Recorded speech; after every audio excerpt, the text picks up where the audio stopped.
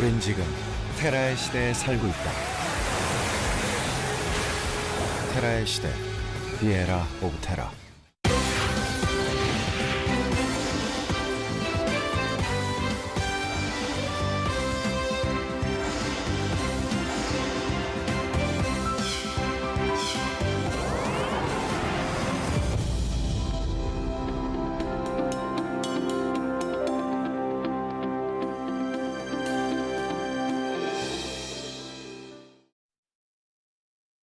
덕분에 제가 이렇게 삽니다. 개인 PT 받고 취미는 자동차 수집? 이게 다 도박 중독자들 덕분이죠. 아니, 어차피 잃을 건데 이렇게 퍼주시네. 내가 만들었지만 왜 하는지 모르겠어. 맛있어 맛있어. 그거 아세요? 맛있게 먹으면 0칼로리? 행복하죠. 잇몸이 좋아야 맛있게 먹지. 그럼 답은 인사도 플러스네요. 잇몸 염증에도 좋고 생약이고 그렇지. 인사돌 플러스. 꼭꼭 씹어 맛있게 드세요.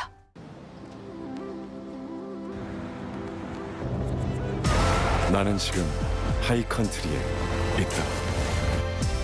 Live Super, Live High. 슈퍼 SUV 트래버스. 이건 당연한 권리인 거예요. 내 건강에 내가 전문가가 되고 내 삶을 스스로 지켜나갈 권리. 내 건강은 온전히 나의 것. Own My Health, 휴마시스.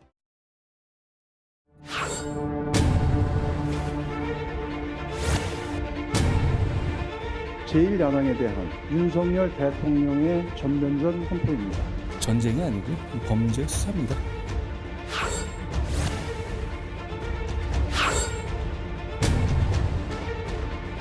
김 여사 녹취록을 바탕으로 김건희 여사가 스스로 도이치모터스 주식을 집중 매수했다고. 야칭 김건희 특검법을 방문으로 발의합니다. 특검을 대국민 호객 행위로 쓰고 있는 것입니다.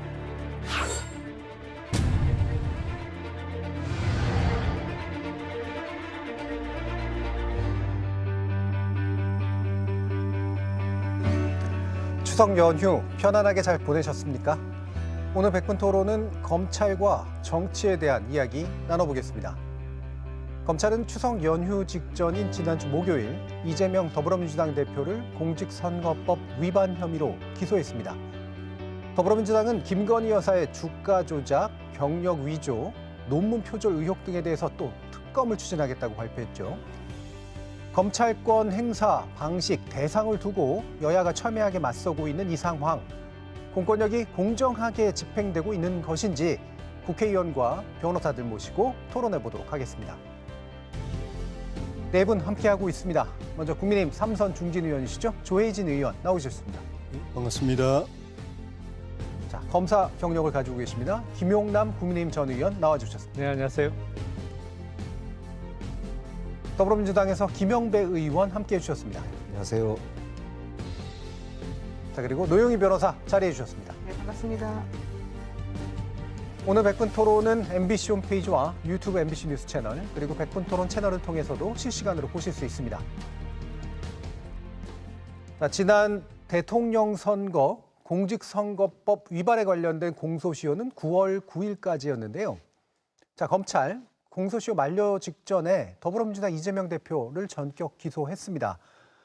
그리고 동일한 건은 아닙니다만 부인 김혜경 씨를 검찰이 출석 조사를 하기도 했죠. 이재명 대표의 경우에는 이제 공직선거법상 허위사실 유포고요. 김혜경 씨는 음식 접대 관련 기부행위 제한 혐의를 적용한 것으로 알려졌습니다. 자, 또 그 밖에도 지금 표에서 보시는 바와 같이 이재명 대표와 관련된 여러 가지 혐의와 전방위적인 수사가 현재 진행 중에 있는데요. 이를 두고 민주당 측에서는 명백한 정치보복이다라고 규정하고 있고요. 국민의힘에서는 당연한 공권력 행사라고 주장하고 있습니다.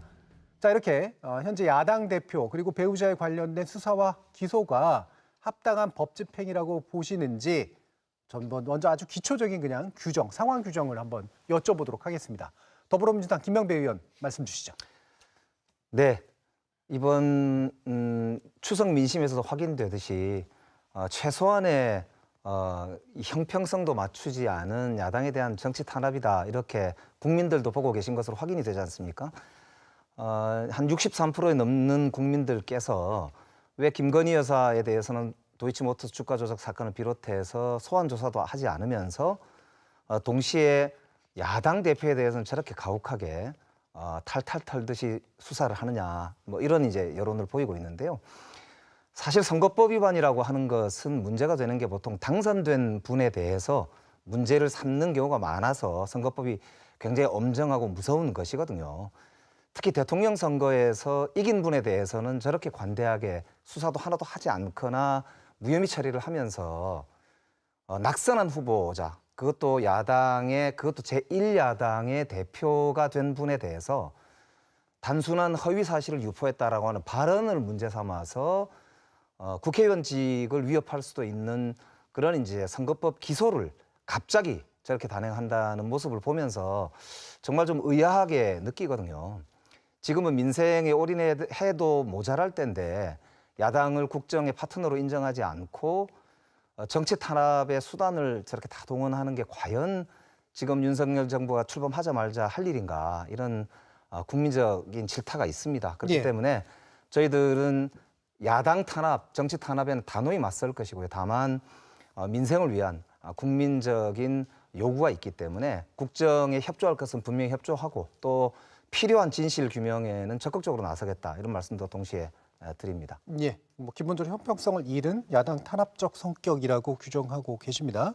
그리고 이제 민생이 중요한 때에 왜 굳이 상대 정치적 파트너가 돼야 될 야당을 이런 식으로 대접하는가라는 문제를 제기해 주셨는데요. 조혜진 의원님 말씀 주시죠. 정치 탄압이나 정치 보복이라고 하는 이제 표현 속에는 죄가 없는데 만들어서 그렇게 괴롭힌다라는 의미가 포함되어 있는데, 우리 국민들이 다시 보셨지만은 그 이재명 대표와 관련된 혐의들은 긴 거는 근 4년 전부터, 짧은 거는 2년, 3년, 1년 동안 계속 문제됐던 겁니다. 문재인 정부 당시에 사건이 고소 고발이 되거나 또 인지가 되거나 해가지고 수사가 개시가 됐는데, 그 5년 동안에 내내 제대로 수사 안 하고 그 여당 후보라는 것 때문에 덮고 뭉개고 하면서 지나온 겁니다. 야당이 주장하는 것처럼 없는 죄를 만들어서 괴롭히는 정치 탄압이나 정치 보복이라면 그 시기에 무혐의 처분을 했겠죠, 당연히. 그리고 더구나 이 지난 대선이 0.73% 박빙으로 승부가 갈린 선거였기 때문에 이재명 후보에게 깔끔하게, 진짜 아무 죄가 없고 혐의가 없었다면 깔끔하게 결백 검찰에서 확인해주고 무혐의 종결 처분을 했으면은 0.73% 정도는 이재명 후보가 넘어갔을 수도 있다고 봅니다. 그런데 그렇게 못했어요.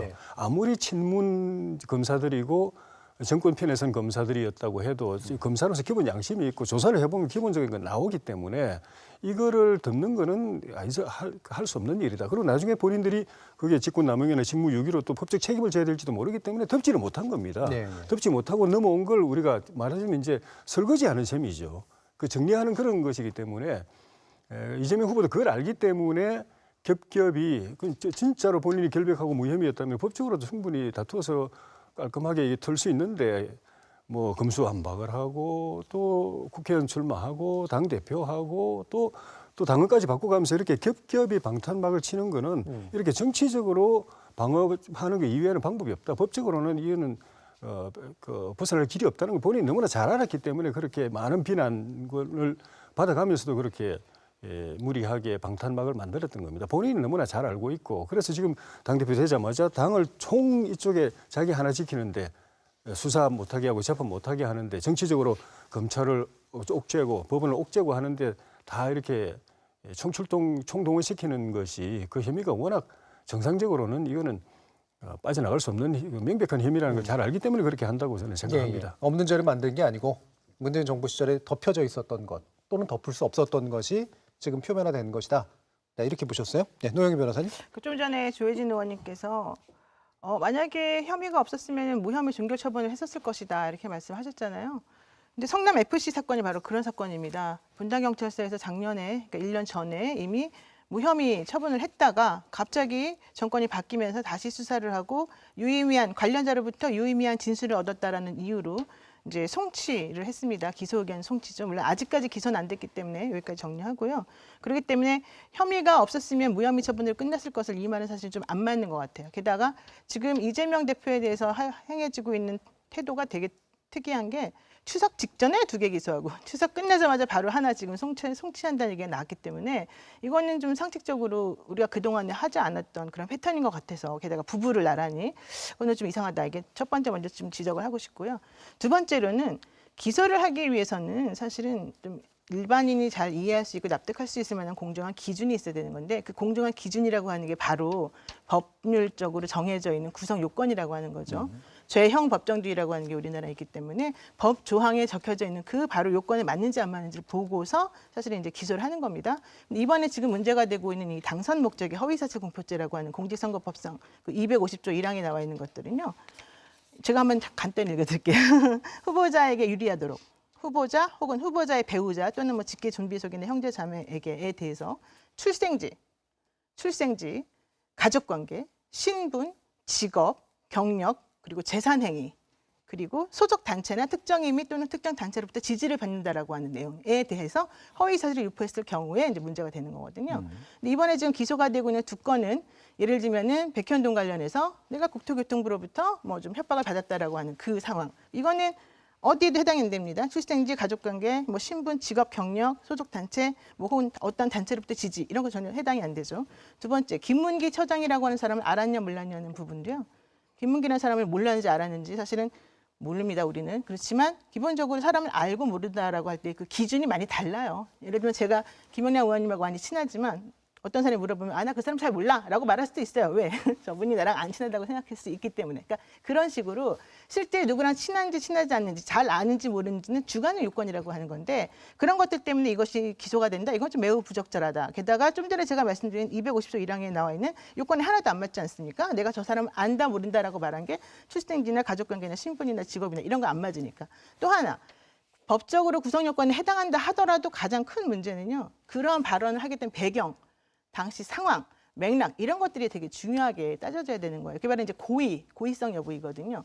근데 예를 들어서 국정감사를 하는 그런 당시에 이재명 당시 이제 후보도 아니었지 않습니까? 그 당시에는 원래는 어쨌든 그 당시에 이제 나오려고 준비하는 자였죠. 후보가 되려는 자. 그런 사람이 그 당시에 질문과 관련해서 왜 백현동의 용도 부지를 제대로 빨리빨리 안 해줘가지고 문제가 생겼냐 이제 이런 얘기하면서 서로 왔다 갔다 하는 과정 중에서 나 그때 협박을 받았다라는 식으로 이제 말했어요. 우리가 일반적으로 협박이라고 하는 거는 형법상 상당히 이렇게 정말 정교한 그런 그 구성 요건이나 개념 정의가 필요하지만 그냥 일반인들이 그냥 하는 말일 때는 그렇게까지는 필요하지 않는데 어쨌든 본인이 느끼기 그랬다는 거지 않습니까? 그렇다라고 한다면 그런 발언을 하게 된 배경이라든가 또 김문기라고 하는 사람을 내가 아냐 모르냐라고 말할 때 그 배경이라든가 이런 걸 전체적으로 고려해 보면 저는 사실 이번에 기소는 상당히 무리하고 좀 억지스럽다. 그런 생각 안 할 수 없습니다. 기본적으로 범죄 구성 요건에 해당하는 측면들이 굉장히 약한데도 정치 일정을 고려해서 정치적 효과를 고려한 측면들이 상당히 보인다라고 정의해 주셨습니다. 김영남 의원. 노 변호사님께서 이제 성남 FC 사건과 관련해서 말씀을 주셨으니까 일부만 말씀을 하셨어요. 그러니까 그때 문재인 정부 시절에 경찰에서 이게 죄가 안 된다고 잠정 결론을 내렸던 건 맞아요. 근데 당시 그 사건을 지휘하고 있던 성남지청에서 차장 검사가 이게 잘못됐다. 경찰이 내린 1차적인 결론이 잘못돼서 이거 수사를 더 해야 되고 이거는 문제가 있다라고 했음에도 불구하고 그때 상당히 그 친민주당 성향으로 알려져 있던 당시 성남지청장 박은정 검사인가 아마 그랬을 거예요. 거기가 수사를 제대로 못하게 해서 항의성으로 그 차장 검사가 사표도 내고 그런 소동이 있지 않았습니까? 그러니까 사실은 문재인 정부에서 제대로 올바른 그 결론이 났던 게 아니고 사실은 그 과정에서 우여곡절이 많았죠. 그러니까 이게 문제가 있다, 잘못됐다라고 지적하는 검사들의 정당한 수사 요구가 제대로 받아들여지지 않았던 그런 잘못이 있었던 것이고요. 그리고 공직선거법상에 이번에 이재명 대표가 기소된 내용이 구속요건에 해당성이 없다고 말씀하셨는데 그게 그 250조 1항만 보시고 그 주변에 있는 조항은 안 보셨나 봐요. 그러니까 꼭 반드시 신분관계에 대해서 허위사실을 얘기했을 때만 허위사실 공표죄가 되는 건 아닙니다. 그리고 이거는 기소할 수 있는 충분한 증거가 있어요. 기소된 내용이 두 가지죠. 하나는 김문기 전 처장을 알았느냐 몰랐느냐. 근데 이거는 이미 고인이 된 분입니다만 김문기 전 처장의 휴대폰에 이재명 변호사로 전화번호가 저장돼 있다는 거 아니에요? 그러니까 성남시장 되기 훨씬 전부터 두 사람 간에는 친분이 있었고 연락을 주고받고 알고 있던 사이고, 더군다나 성남시장으로 이재명 대표가 재직하던 시절에 같이 호주, 뉴질랜드 한 2주 정도 출장을 같이 갔어요. 근데 생판 모르던 사람도 열흘 넘게 해외여행, 그게 뭐 100명, 200명 간 것도 아닙니다. 소수의 인원이 이렇게 해외여행을 다니다 보면 무지하게 친해질 수밖에 없어요. 잘 알고. 왜냐하면 해외여행 가면 아침, 점심, 저녁 하루 세 끼를 다 같이 먹고, 또 일정 중에 뭐 같이 골프 쳤다는 것도 사진도 나왔고, 또 고인이 된 김문기 전 차장의 가족 간의 그 통화 내용도 이미 드러난 바가 있고요. 그리고 또 하나, 백현동과 관련해서는 이건 정말 황당합니다. 저는 이 우리나라 현재 지방자치단체의 부패 수준이 이 정도라면 지방자치 제도를 심각하게 고민해야 될 정도예요. 왜냐하면 이 백현동 부지는 일부가 자연 녹지고 또 상당 부분은 보존 녹지였던 땅입니다. 근데 이게 이재명 성남시장 시절에 몇 단계를 업그레이드 돼 갖고 이게 준주거지역으로 풀려요. 그러니까 주거지역도 1종, 2종, 3종이 있는데 그거보다도 훨씬 경제적 가치가 높은 준주거지역으로 풀린 사건인데, 이거와 관련해서 객관적인 자료와는 전혀 다른 발언을 했던 것이죠. 그러니까 허위사실 공표가 안 된다고 보기가 상당히 힘든 사안이에요. 그리고 왜 하필 추석 전에 기소했냐 아시겠습니다만 공직선거법의 공소시효는 6개월입니다. 그래서 3월 9일 대선과 관련해서 공소시효는 9월 9일 날 완료가 되고 그 날짜가 지나면 기소할 수가 없어요. 그러니까 공교롭게 하루 전에 기소하게 된 것이죠. 예, 알겠습니다. 자, 간단한 상황 규정만 부탁드렸는데 점점 이렇게 법적, 법리적 논쟁으로 들어가는데요. 방금 주신 내용들 우리가 준비한 VCR 내용이 좀 있어서요. 그 얘기하기 전에 이거 먼저 말해야 돼요. 왜, 왜냐하면 저보고 아까 250조 1항만 알고 2항은 모르냐고 하셨잖아요. 2항은 당선되지 못하게 할 목적으로 허위사실 공표하는 거예요. 아니, 251조도 보세요. 250조 보세요. 제가 지금 법령을 지금 자, 보고 이 있는 것 얘기를 때문에 저 안 VCR 맞습니다. 보시고 하겠습니다. 자, 왜냐하면 공직선거법으로 이재명 대표 기소한 내용, 어떤 발언이 기소의 근거가 되었는지 준비한 내용이 있습니다. 함께 보시죠.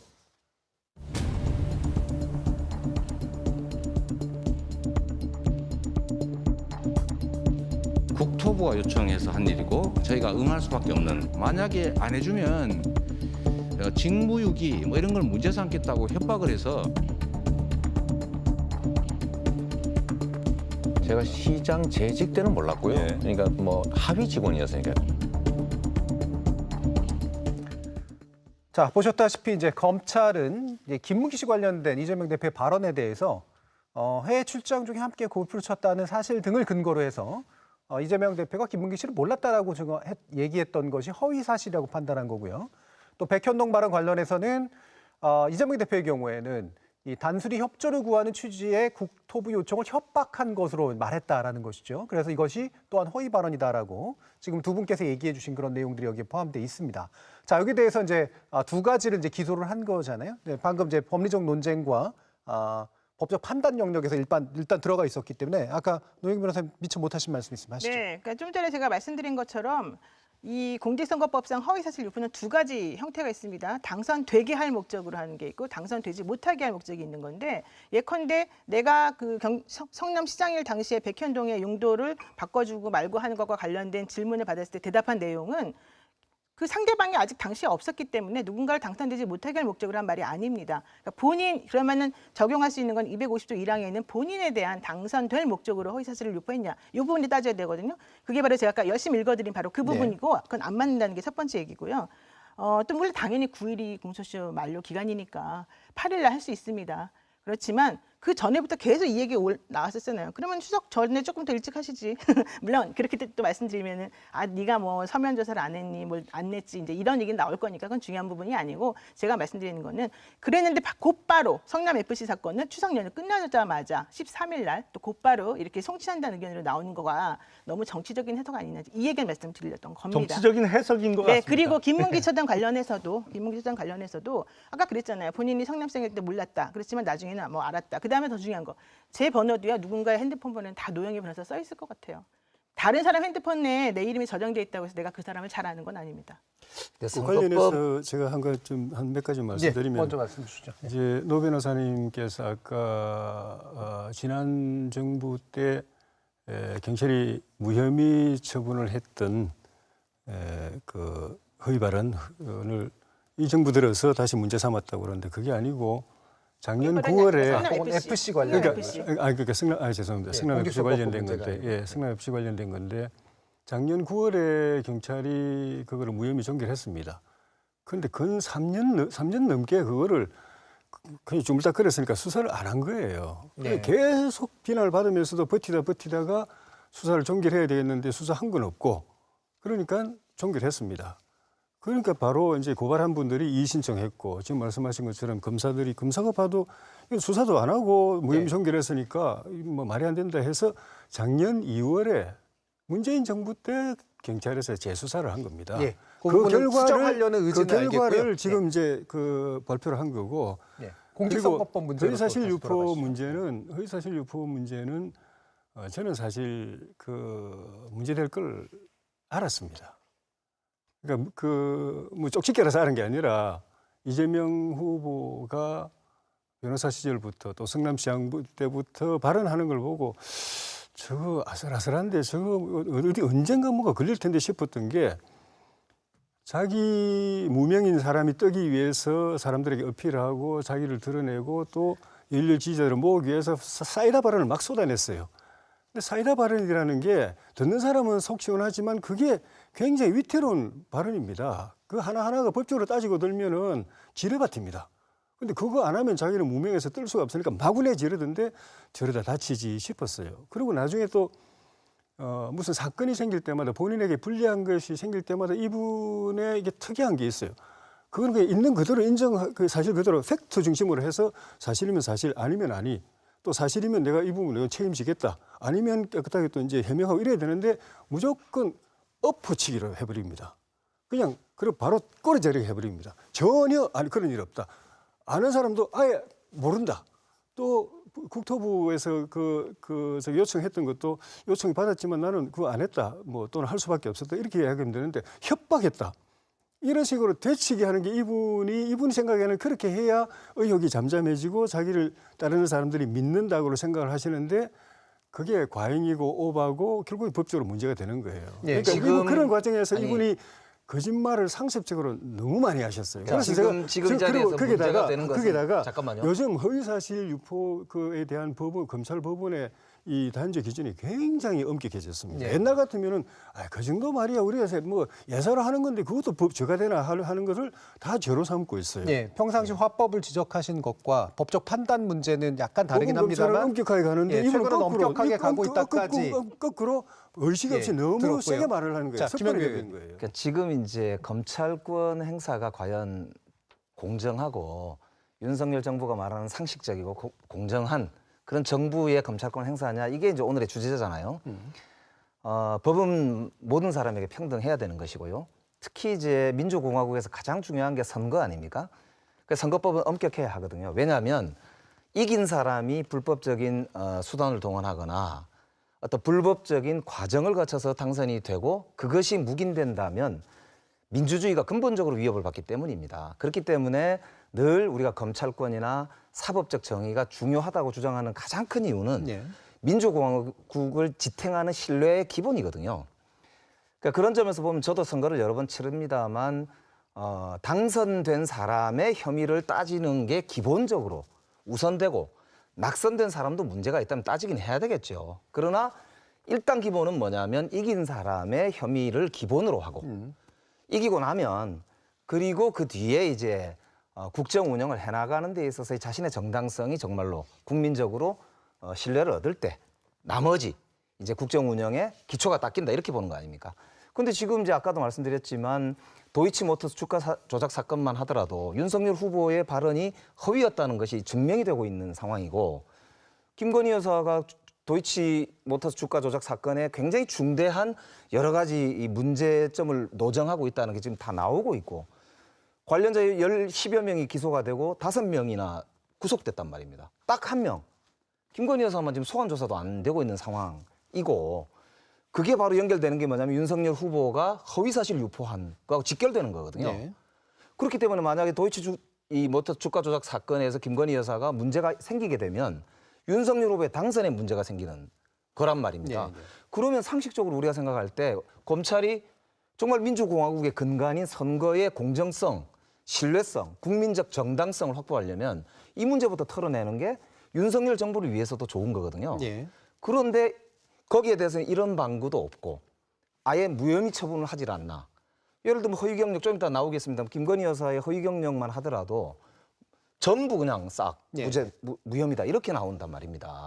그런 상태에서 이 제1당 국회 제1당의 당대표가 되자마자 며칠 되지 않아서 전혀 사전적인 예고도 없던 선거법을 가지고 그것도 허위사실 유포라고 하는 걸 가지고 이제 기소를 했단 말입니다. 이 상황을 사실은 제1당으로서 우리 민주당이 어떻게 받아들여야 되는 거겠습니까? 특히 대법원의 판시를 보면은 최근에 허위사실 유포라고 하는 것만 가지고 당락을 가르는 이런 선거 재판 이런 걸 하는 거는 민주주의의 근간을 훼손할 수 있다고 대법원이 판시를 했어요. 그러니까 이 대법원도 사법적인 판단으로 대통령 선거든 중요한 민주주의의 이 축제가 되는 선거의 결과를 좌우해서는 안 된다. 이렇게 판시를 하고 있는 마당에 또다시 검찰이 검찰공화국이라고 하는 걸 국민들이 딱 몸으로 느낄 수 있는 이런 식의 검찰권 기소남용을 이렇게 하는 모습이 과연 한국 민주주의에 무엇이 도움이 되는가. 그리고 윤석열 정부 초기에 지금 민생에 올인해도 될까 말까한 지금 민생 위기 상황이고 국가 전략상 미국, 중국 사이에 우리가 지금 큰 위기에 봉착해 있는 지금 상황에서 이 국정의 파트너로 삼아도 사실은 제대로 돌파가 될까 말까한 이런 그 국내외 난맥상에 있는 상황에서 야당을 이렇게 그 부분은 아까 낙선한 데를 이렇게 탄압하는 방식으로 나온다? 이건 글쎄요. 난 윤석열 정부에도 도움이 안 된다. 자, 김영배 의원님의 지금 이 부분에 관련된 건 공직선거법하고만 연결을 시키면 공직선거법의 취지는 선거로 당선된 자가 정당한 방식으로 당선되는 자를 따지는 쪽에 훨씬 더 있는 거다. 그게 좀 더 무게가 있고 물론 낙선한 분도 죄가 있으면 받아야죠. 자, 그러나 최소한 형평성을 맞추려면 적어도 이 당선된 권력이 정말로 제대로 선거법에 문제없이 정당한 권력을 획득했는가? 이걸 따지는 게 우선 아니겠습니까? 자, 그리고 허위사실 문제는 범죄를 구성할 정도의 수준이 아님에도 불구하고 무리하게 그래서 적용하고 있다라고 일단 들어갔습니다. 자, 김영남 의원님. 앞뒤 말씀을 들으면 약간 좀 헷갈립니다. 사실은 선거법 위반은 당선자에게 더 엄격해야 된다는 취지로 말씀을 하셨던 것 같아요. 근데 또 뒤에 말씀을 보시면 제1야당의 당수를 이렇게 기소하면 이게 국정의 파트너로서 어떻게 제대로 역할을 해낼 수 있냐 그래서 제1야당의 당수에서 떨어졌으면 그러면 또 기소가 안 돼야 된다는 말씀인지 약간 뭐 두 가지 말씀이 충돌하는 것 같은데 그렇습니다. 기본적으로 공직선거법에 있어서 당선의 유무하고 범죄의 성립 유무하고는 완전 별개의 문제겠죠. 낙선했다고 범죄가 안 되는 것도 아니고 당선됐다고 범죄가 또 무조건 되는 것도 아닐 겁니다. 근데 당선된 분이 책임이 더 크죠. 이재명 대표의 경우에는 뭐 이게 앞뒤가 섞여 있어요. 그래서 지금 그러면 이재명 후보가 대선에선 낙선했는데 낙선자에게 왜 이렇게 가혹하게 하느냐라는 취지도 말씀을 주신 것 같고 또 이재명 제1야당의 당수인데 이렇게 기소할 수 있냐라는 취지의 말씀도 섞여 있는 것 같아요. 그래서 뭐 어느 쪽을 받아들여야 되는지 모르겠습니다만 명백한 것은 제대로 지난 정부에서 수사가 안 됐던 부분이 이제 하나둘씩 드러나고 있는 것이 아닌가 싶습니다. 그리고 이번에 있어서도 앞으로 수사가 이루어질 부분에 있어서도 이 선거법 위반 부분 이외에 지난 정부에서 제대로 수사가 이루어지지 않았던 뭐 대장동 관련된 부분이라든지 백현동 관련된 부분에 대해 있어서 이게 제1야당의 대표가 돼서 여야 협력이 필요하고 한데 이거를 이렇게 가혹하게 수사할 수 있느냐, 이거는 법치주의에 안 맞는 말씀을 좀 섞어서 말씀 주신 것이 아닌가 싶습니다. 예, 바로 말씀. 이제 법치주의와 동시에 이제 민주공화국 말씀하신 거에 대해 받고 다시 넘기겠습니다. 민주공화국이라고 하는 게 아까 말씀드렸지만 국민이 주인이기 때문에 이제 국민이 주권을 행사하는 과정에서 형성된 권력이 합법성과 합헌성, 정당성, 신뢰도 이런 걸 가지고 있을 때 정상적으로 이제 지지했건 지지하지 않았건 그 사람들이 함께 운영하는 나라, 이게 이제 공화국의 원리잖아요. 그렇기 때문에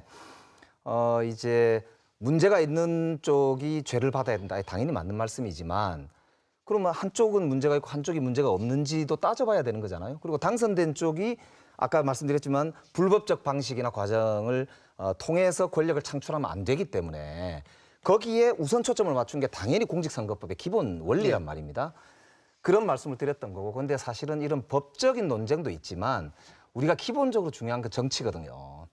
그러니까 정치라고 하는 게 뭐 법적인 문제가 있다고 해서 야당 대표가 예를 들어서 아무리 뭐 법적인 문제가 있어도 안 만날 거 아니지 않습니까? 그리고 대통령이 설사 그런 문제가 있다 하더라도 우리가 정치를 안 할 게 아니고 국정 운영을 안 할 게 아니기 때문에 지금 중요한 것은 오히려 여야가 머리를 맞대고 민생을 중심으로 정말 우리 국민들의 이런 먹거리, 아픔의 문제를 어떻게 해결할 건지를 정말 손잡고 머리를 맞대는 모습을 보이는 게 저는 이 민주주의와 정치의 출발이라는 말씀을 드리는 것이고요. 거기로부터 아까 사법적인 논쟁은 차츰 대응 서로가 할 거기 때문에 풀어가면 된다. 그 말씀을 드리는 거죠. 네, 정의진. 대법원에서 이재명 후보의 그 허위사실 유포에 대해서 무죄를 주었기 때문에 법원이 이제 그런 부분에서 상당히 관대해졌다고 말씀하시는 것 같은데, 그 대법원의 판결이 그 기존의 그 법원의 이 양형 또는 판결 기준에서 아주 벗어난 예외적인 판결이었습니다. 그래서 이재명 후보 봐주기가 아니냐, 그중에 뭐 대법관하고는 무슨 재판 거래가 있었는 거 아니냐, 이런 의혹이 제기될 정도로 굉장히 이례적인 판결이 내려진 겁니다. 그 이전에 그 1심에서 유죄 나온 거 아시죠? 2심에서 유죄 나온 거 아시죠? 대법원에서 뒤집어가지고 이재명 후보를 정치적으로 살려준 겁니다. 대선에 나갈 수 있게, 민주당이 유력한 후보 한 사람이 뛸 수 있게 만들어준 겁니다, 결과적으로. 그래서 만약에 그 대법원 결정이 그 법원의 일반적인 흐름이었으면은 그 뒤에 나오는 판결들은 그렇게 순하게 가야 되는데, 그 뒤에도 모든 법원은 똑같이 과거처럼 엄격하게 하고 있고, 대법원이 그렇게 엄격하게 하니까 검찰도 이것도 죄된다 해서 옛날 같으면 아주 가벼운 것도 다 지금 수사하고 기소하고. 제가 부끄럽지만 제가 그 사건을 당해봐서 이거 사건이 아닌데 싶었는데 저 수사도 받고 재판도 받아봤는데 대법원에서 그렇게 이재명 후보를 이렇게 풀어주길래 나도 뭐 별 문제 없겠다고 생각했는데 여전히 밑에 하위 부분들은 똑같이 엄격하게 하고 있기 때문에 이재명 후보 이 사건은 제가 볼 때는 지난번 대법원처럼 아예 재판을 봐주기를 하지 않으면 벗어날 길이 없습니다. 뭐 이재명 후보가 대표가 이것뿐만 아니라 나머지 또 수많은 사건들이 있어가지고 이미 제가 볼 때는 민주당이 전략이 이거 뭐 법리적으로 방어해가지고는 안 되고 정치적으로 풀어야 된다고 생각하고 뭐 맞불 작전으로 해가지고 뭐 되든 안 되든 간에 대통령도 고발하고 뭐 영부인도 뭐 그 특검하고 국정조사하고 이래가지고 맞불 해가지고 바트하자는 느낌 같은 걸 느껴요. 그냥 우리가 이게 세게 하다가 이렇게 타협하자 이런 느낌. 되는 사안입니까? 안 되죠. 그러니까 민주당으로서는 어떻게 보면 당대표를 저렇게 뽑으면 안 되는 당대표를 뽑아놓는 바람에 이제 절체절명의 상황에 몰려서 그럴 수밖에 없는 거는 한편으로 이해하지만 저렇게 해서 되는 게 아니에요. 법적으로는 이미 제가 볼 때는 예. 희망이 없습니다. 그래서 별로 그런 희망이 없고 조 의원님 케이스는 어떻게 될까요? 아니 부끄러워서 저는 이야기를 못 하겠고 그거를 대시고 그래가지고 대법원의 판시를 그렇게 자, 이제 아니요. 요약을 해주시고요. 뭉개시면 안 되는데. 맞불 그러니까 균형이 필요하지만 균형을 맞추기 위해서 일부러 없는 죄를 만들 수는 없는 거고요. 네. 도이치모터스 사건도 김건희 여사가 진짜로 그게 그 공범의 그 위법 행위가 있었다면은 아까 말씀드렸잖아요. 0.74%인데 검찰이 친문 검사들이 그 가만뒀겠습니까? 그것만 제대로 그 규명하고 기소 붙이고 재판 붙였으면은 0.73%는 가볍게 예. 넘어서고 민주당이 집권했겠죠. 자, 못했잖아요. 그거는 가정법들에 관련된 거니까. 못한 게 그게 범죄가 아니기 때문에 네. 범죄 행위가 아니기 때문에 자, 못한 그건 것이고 가정에 관련된 거니까 그 민생이 다시 중요하긴 접고요. 한데 예. 노영희 변호사님. 민생이 아니, 자꾸 중요하다는 때문에 얘기를 관련성이 없는 얘기를 민생은 자꾸 민생대로 하시면 하더라도 대화 토론이 안 법적인 건 됩니다. 법적인 대로 가야 알겠습니다. 돼요. 예, 노영희 아, 변호사님. 이제 했습니다. 예, 이제 자꾸 관련이 없는 얘기를 계속해서 하는 것은 부적절하다 이 말씀을 꼭 드리고 싶고요. 예. 법률적으로 어차피 기소가 됐으니까 따져서 이제 판사님들이 알아서 판단하실 거잖아요. 근데 아직 아무것도 아닌데도 불구하고 야 이건 법적으로 벗어날 수 없습니다. 지금 법조인 아니시잖아요. 그렇게 말씀하시면 안 되죠, 그거는. 그러니까 이제 네. 판단이 굉장히 다르시니까 네. 구성이 안 된다고 여전히 네, 보시는 저는 거잖아요. 당연하죠. 제가 법조인인데 그거를 제가 판단했을 때는 이거 말이 안 됩니다. 예, 다른 법조인 김영남 뭐가 의원께서는 말이 안 된다는 굉장히 거지? 이제 다른 아까 제가 입장이죠. 말씀드렸잖아요. 이 공직선거법 250조 1항의 요건에 안 맞는다. 아니 그거를 법조문을 좀 자세히 보세요. 봤어요, 거기 제가. 보면 너무 들여다봤어요. 등이 있어요. 자세히 아이고, 보셔야 돼요. 거기 아이고, 보면 여기서 등이 등은요, 있고 잠깐만요. 직업 경력 등. 직업 지금 경력 등.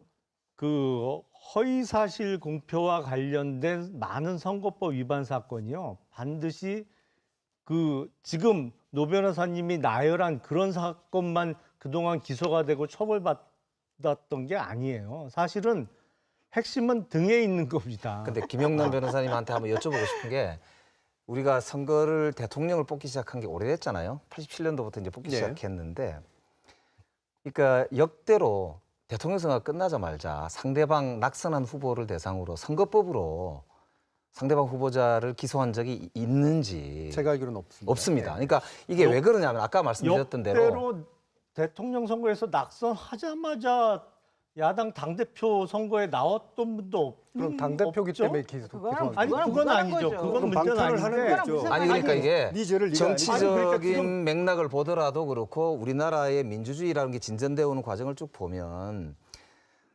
이렇든 저렇든 승자는 또 승리한 이유가 있을 거예요. 다 시대 정신이 있고. 네.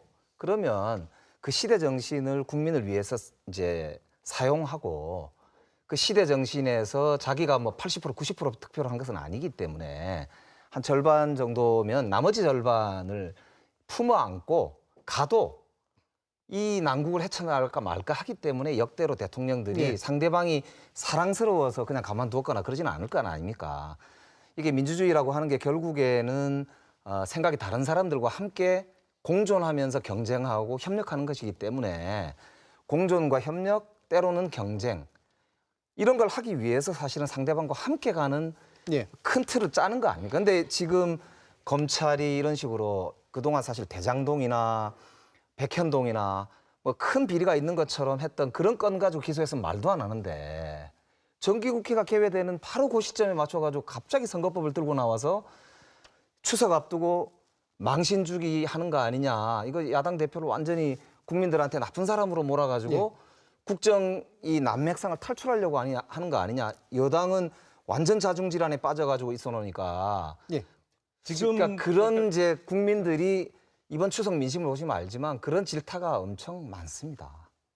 편파적으로 좀 만나보신 것 같은데요. 추석 민심을 편파적으로 들으신 것 같습니다. 근데 지금 김 의원님 말씀은 야당 대표를 선거법 위반으로 기소한 것 자체가 좀 이례적이지 않느냐라는 취지로 제가 이해를 했습니다. 그래서 사실은 이재명 대표의 전당대회 출마 때부터 방탄 출마다라는 논란이 있었던 것이죠. 사실은 선거법 위반뿐만 아니라 선거 과정에서 드러났던 뭐 대장동, 백현동 또 성남 FC 문제 이런 여러 가지 본인과 관련된 범죄 혐의와 관련해서 이거를 야당의 대표가 돼서 좀 무마시키거나 아니면 적어도 자신을 방어하기 위해서 대선 끝나자마자 서둘러 전당대회에 출마하는 거 아니냐. 네, 알겠습니다. 그런 논란이 있었고 아마 그런 취지하고 연결되는 말씀을 지금 주신 것이 지금 아닌가 싶어요. 이야기는 요거 말씀만 딱 드릴게요. 그러니까 그거는 당내에서 논쟁을 하는 과정에서 보면요. 검찰공화국 하에서 우리가 사실은 걱정된다. 이런 이제 발언들을 하신 분들이 많거든요. 왜냐하면 윤석열 정부가 무소불위의 검찰 권력을 휘두를 것이다. 그렇기 때문에 이재명 대표를 지지하거나 또 지지하지 않거나 하는 사람들도 공통적으로 우려했던 바가 검찰권을 공정하지 않게 자신의 정치적인 목적으로 활용할 것이다라고 하는 우려 때문에 아까 말씀하신 그런 이제 걱정들을 했던 거거든요. 근데 그게 이제 현실화되고 있는 것이죠. 제1야당의 대표라고 해서 범죄 혐의를 덮는 게 더 문제 아닌가요? 자, 이 부분은 여기서 정리하겠습니다. 오늘 의외로 이렇게 말씀들이 언제 끝날지 제가 모르겠는 그런 방식의 화법들을 많이 쓰시는데요. 제가 일부러 끊고 좀 넘어가겠습니다. 왜냐하면 이게 계속해서 지금 야당이 문제 제기하고 있는 이제 불공평성 문제가 이 안에도 계속해서 언급되고 있기 때문에 이 내용을 좀 다뤄보도록 하죠. 아시다시피 이제 검찰은 이재명 대표를 기소했고요. 이에 대해서 야당의 또 이제 대응 중에 하나는 김건희 여사의 각종 의혹에 관련된 특검법 발의였습니다. 검찰의 기소, 경찰의 수사, 이 관련해서 추석 연휴 기간 저희 MBC에서 여론조사를 발표한 바 있기 때문에 한번 보시죠. 자, 먼저 이재명 민주당 대표에 대한 검찰 수사에 관련해서 야당 대표에 대한 표적 수사로 문제가 있다고 본다는 응답이 42.4%였고 법적 절차에 따른 것으로 표적 수사는 아니라고 본다는 응답이 52.3%로 약 10%포인트의 차이가 났습니다. 비슷한 의견 수준이긴 했죠. 다음은 김건희 여사의 경찰 수사에 대한 여론조사인데요. 최근 경찰이 김건희 여사의 허위 경력과 거짓 해명 의혹 등에 대해서 무혐의 처분한 거에 대해서 공정한 수사 결과다라고 답을 한 게 24.2%였고 불공정한 수사 결과다라는 답변이 64.7%였습니다. 자세한 내용은 중앙선거 여론조사 심의위원회 홈페이지 참조하시면 되는데 둘 다 이제 보면 이재명 대표에 대해서 기소할 수도 있다라고 보는 쪽이 약간 더 많이 나왔고요. 김건희 여사에 대해서는 불공정하다고 본다라는 게 또 꽤 많이 차이를 벌려서 나왔습니다. 이 부분에 대한 해석도 다양할 수가 있겠습니다만 기본적으로 어떤 판단들을 하시는지 좀 이제 이야기를 좀 나눠봐야 될 텐데요. 그중에 핵심 쟁점 중에 하나로 지금 최근 이제 그 경찰 수사가 현재와 같은 방식으로 김건희 여사에 관련된 내용으로 결론된 것들이 분명히 불공정하다라는 그런 인식들이 좀 있어서요. 여기에 대한 의견을 여쭙는 식으로 들어가도록 하겠습니다. 먼저 조혜진 의원님. 저희 여론조사는 그 여론조사라고 하기 힘듭니다. 왜죠? 문항 자체가 저거는 여론조사의 기본이 안 돼 있잖아요. 어떤 측면에서? 이재명 대표에 대해서는 법적 절차를 통해서 수사하는 게 바르냐 아니냐 이렇게 물어봤잖아요. 네. 근데 중립적으로 물어봤잖아요. 근데 이거 김건희 여사에 대해서 뭐라고 물어봤습니까? 허위 경력하고 거짓 해명에 대해서 수사가 기소 안 하는 거에 대해서 제대로 하느냐?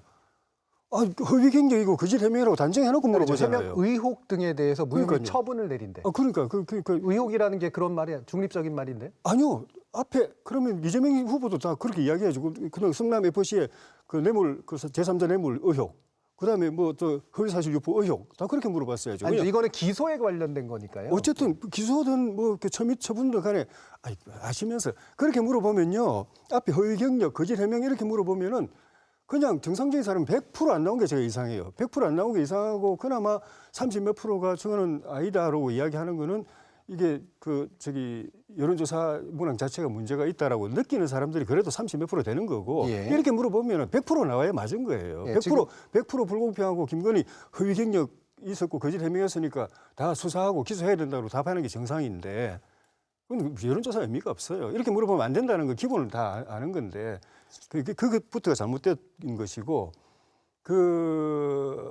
아까도 말씀드렸지만은 이재명 후보의 그 혐의라는 것이 사실 뭐 이 정권 들어가지고 갑자기 나타난 것도 아니고 작년, 재작년 벌써 김건희 4년 전부터 수사 제때했으면은 여기까지 안 넘어가고 그 문재인 정권의 결자 해제해가지고 단절을 했으면은 이런 논란도 없었을 것인데 다 계속 뭉갰잖아요. 뭉개고 덮고 본인은 그냥 뭐 협박받았는데 이런 식으로 말 안 되는 그 해명해가지고 거꾸로 자기 자성 자박돼가지고 허위사실 유포까지 혐의까지 이제 기본적으로 이 혐의에 대해서 어떤 판단을 하고 계신지 그렇게 하고 그런 게 법적으로 도저히 벗어날 수 없으니까 이제 맞불 작전으로 들어가는 게 이제 윤 대통령도 고발하고 김건희 여사도 사실은 그 사법적으로 문제가 안 될 것도 도이치모터스 관련된 것도 새로운 사실 나왔다고 그러는데 그 주가 조작했던 일당들하고 같이 조작을 모의를 했던가 아니면 조작하고 있는데 자꾸 이제 뭉텅이로 얘기하시면 쟁점이 퍼지니까요. 제가 질문을 드린 건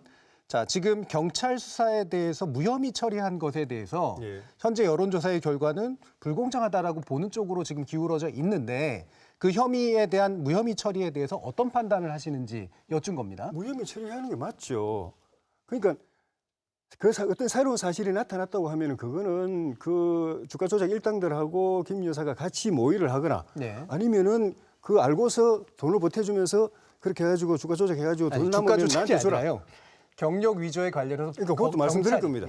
그것도 말씀드릴 건데 그렇게 했으면은 그 사건이 되지만은 그것과 관계없는 거는 아무리 새로운 사실이 100개, 1000개가 나와도 아무 의미가 없는 건 거고 경력도 제가 그 교육위에 있으면서 꼼꼼하게 그 당시에 대선 과정에서 문제된 것들 봤는데 거의 대부분이 이게 표현의 문제예요. 예를 들면은 서울대 경영대학 전문경영대학원 전문경영 그 석사를 받았어요.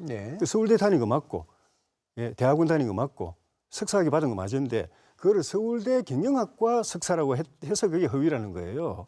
자기 과시하기 위해서 그랬다는데 자기 과시하려고 하면 어느 게 더 있어 보입니까? 서울대 경영학과 석사라는 거 하고 서울대 경영전문대학원 경영전문 석사라고 하는 거 하고 위에 긴 말이 훨씬 더 있어 보이잖아요. 근데 그 말 안 쓰고 그 부분은 학위하고 관련된 거라. 그러니까 표현의 문제인데 표현의 문제를 그걸 무슨 범법이라는 한 것처럼 이야기하고 뉴욕대 5일간 연수 갔던 거 맞고 서울대하고 뉴욕대하고 계약 맺어가지고 뉴욕대에 위탁해가지고 프로그램을 운영했어요. 5일간 연수했어요. 민주당 의원이 공개한 시간표도 다 있어요. 민주당 의원이 공개했는데 수업 시간표도 있고 그리고 그 정식으로 수료증까지 받았습니다. 그거를 민주당이 뭐를 확실하게 해주시죠. 문제 없는 사실인데 부풀린 거라고 보시는 거예요? 아니면 문제는 있는데 법적으로 유죄라든가 뭔가 범죄를 구성한 정도는 아니다라고 보시는 아니죠. 겁니다. 그러니까 그 민주당이 이야기한 것도 그겁니다. 왜 그거를 연수 갔다 온 걸 학력란에 기재했느냐 그러는데 정식으로 수료증까지 받았고 서울대 뉴욕대 대학끼리 운영한 학사고 그거로 그러면 어디 뭐 취미 교회 뭐 저기 특기란에다 집어넣겠습니까? 학력란에 집어넣는 게 당연하죠. 그걸 불법이라고 이야기하니까 정확히 맞지 않는 답답을 자꾸 해주시고 계셔가지고 어떤 의도인지는 아시겠습니다. 그렇게 말씀하시면 안 되죠. 왜냐하면 제가 계속 여쭙는 게 법적 판단에 대해서 여쭙는 그렇게 거예요. 말하면 그러니까 근거를 좀 말씀드려야 되잖아요. 그렇게 간단하게 예스 노만 대답하려면 토론이 안 되죠. 노라는 대답을 좀 말씀드렸고 그 근거를 애초에 제가 여쭙던 건 거잖아요. 경찰의 무혐의 처분에 대해서 어떻게 생각하냐는 거 당연한 말씀드렸던 거죠. 거고요. 근데 도이치모터스를 맞죠. 얘기하시니까 제가 그래서 다시 경찰 문제에 대해서 얘기해달라고 말씀드린 거고요.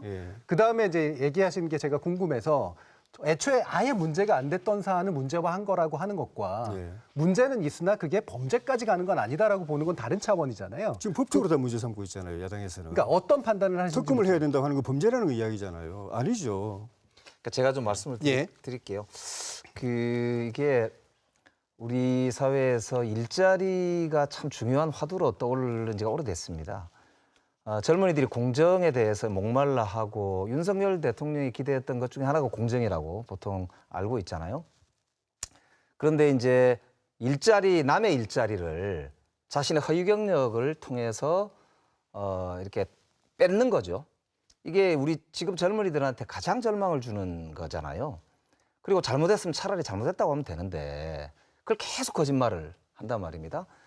그러니까 현재 제가 듣기로는 반부패 수사대 경찰에서 22개 경력 중에 12개가 허위로 확인을 했다고 하는데도 이걸 무혐의로 처리를 했어요.